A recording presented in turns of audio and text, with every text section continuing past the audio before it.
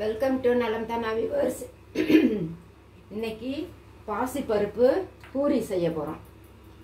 அதை பாசிப்பருப்பு ஒரு கப்பு 1.5 கப்பு மாவுக்கு கோதுமை மாவுக்கு ஒரு 1/4 கப்பு பாசி பயிரை எடுத்து ஒரு 3 மணி நேரம் இல்லைன்னா குறைஞ்சது 2 மணி நேரமாவது ஊற வச்சிடணும். கழுவிட்டு எப்பொழுதும் போல் கழுவிட்டு அதை ஊற வச்சிடணும். இப்போ இந்த ஊற வச்ச பருப்பை மிக்சியில் போட்டுக்கலாம்.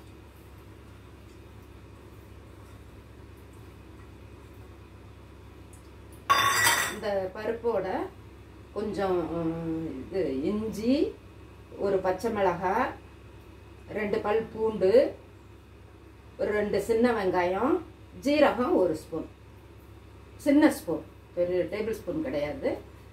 இதெல்லாம் மிக்சியில் அரைச்சிக்கிட்டு வந்தாச்சு. இதில் மாவில் ஃபஸ்ட்டு உப்பு போட்டுக்கிறோம். இதுக்கு தகுந்த அளவுக்கு உப்பு, கொஞ்சம் மஞ்சத்தூள். இது கொஞ்சம் காரப்பூரி டைப்பில் இருக்கும். பூரி மாதிரி ரொம்ப மெலிசாக தேய்க்கக்கூடாது, கொஞ்சம் மொத்தமாக இருக்கணும். இதில் கொத்தமல்லியோ கஸ்தூரி மெத்தியோ எது வேணுமாலும் போட்டுக்கலாம். நான் கொஞ்சம் கஸ்தூரி மெத்தி போடுறேன். மிளகாய் பொடி இதுலேயும் ஒரு பச்சை மிளகாய் போட்டிருக்கோம். இருந்தாலும் இதில் கொஞ்சமாக மிளகாய் பொடி, நமக்கு கலர் வேணும்னா ரெட் சில்லி பவுடர் கூட கலந்துக்கலாம். இது ஓமம் கொஞ்சமாக ஒரு 1/4 ஸ்பூன் ஓமம், கொஞ்சம் ஒரு ஸ்பூன் 2 ஸ்பூன் எண்ணெய்.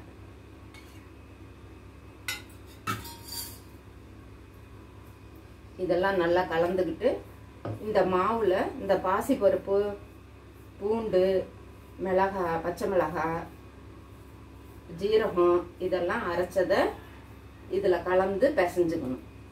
பிசைஞ்சு பூரி மாதிரி போட்டு எடுக்க வேண்டியதுதான். அப்படியே சும்மாவே கூட சாப்பிட்லாம். இதுக்கு தயிரில் கொஞ்சம் மிளகாய் பொடி, உப்பு, மஞ்சத்தூள் இதெல்லாம் போட்டு தொட்டுக்க, கொஞ்சம் சர்க்கரையும் போட்டு தொட்டுக்கிட்டு சாப்பிடுவாங்க. தேங்காய் சட்னியும் தொட்டுக்கிட்டு சாப்பிட்லாம். இதுக்கு தேங்காய் சட்னி அரைச்சிருக்கோம். நம்ம சும்மாவே கூட பிள்ளைங்களுக்கு அப்படியே தீனி மாதிரி கூட இதை கொடுக்கலாம். இதில் தண்ணி மட்டும் நான் கொஞ்சம் ஊற்றிக்கலாம். இதில் தண்ணி ஊற்றி தான் அரைச்சோம். இருந்தாலும் மாவு கெட்டிமாக இருக்குது, இன்னும் கொஞ்சம் லூஸாக இருக்கு.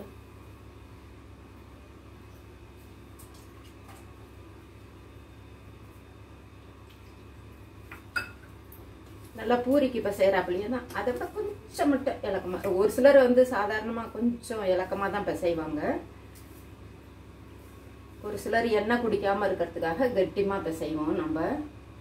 இது ஓரளவுக்கு, ஏன்னா கொஞ்சம் மொத்தமாக தைக்கிறோம் இல்லையா, அதனால் பார்த்துக்கிட்டு இது மாதிரி பூரி பெருசுக்கு இல்லாமல் மீடியம் சைஸாக கட் பண்ணி எடுத்துக்கிட்டு தேய்ச்சி எடுத்துக்கிட்டு நல்லா பெருசாக தேய்ச்சி கூட இது மாதிரி கட் பண்ணிக்கலாம். இது கொஞ்சம் பொறுமையாக மட்டும் வேக விடணும். போடுறப்ப கொஞ்சம் ஹீட்டில் போட்டு அதுக்கப்புறமேலு மீடியத்தில் வச்சு எடுத்து சாப்பிடுங்க. உப்பு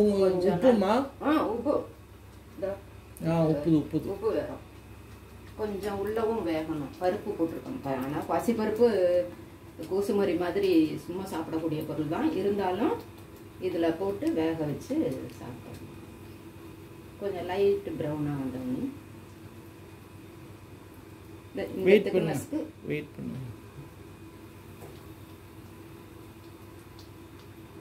இன்னொன்று கூட போட்டுக்கலாம், இதை எடுத்துட்டு போட்டுக்கலாம். நல்லா வேகட்டும், உள்ள வேகணும்ல. ஆமாம். இதில் நமக்கு என்ன இன்க்ரீடியன்ஸு, அதான் புதினாவும் போட்டுக்கலாம், கொத்தமல்லி போட்டுக்கலாம் வேணுமா மாவில். காரம் வேணுங்கிறவங்க நல்லா நிறையாவும் போட்டுக்கலாம். மிளகாய் பொடியோ பச்சை மிளகாயோ எடுத்துடலாம்ல. செவந்துக்குச்சு, பார்க்க தட்டை மாதிரி இருக்குது.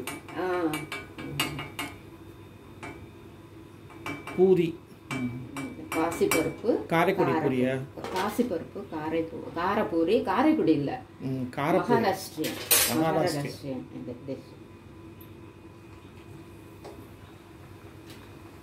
மகாராஷ்டிராவில் இது மாதிரி செய்யலாம்.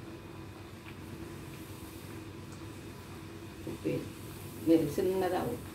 நீங்களும் செஞ்சு பாருங்கள். அதனால தான் நான் சேனலுக்கு சப்ஸ்கிரைப் பண்ணுங்கள், பெல் பட்டனை அமுக்குங்க.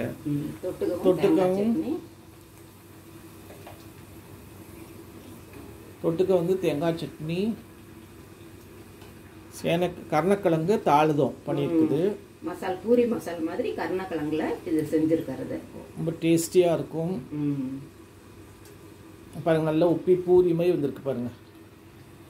பாருங்க, சூப்பராக வந்திருக்கு பாருங்க.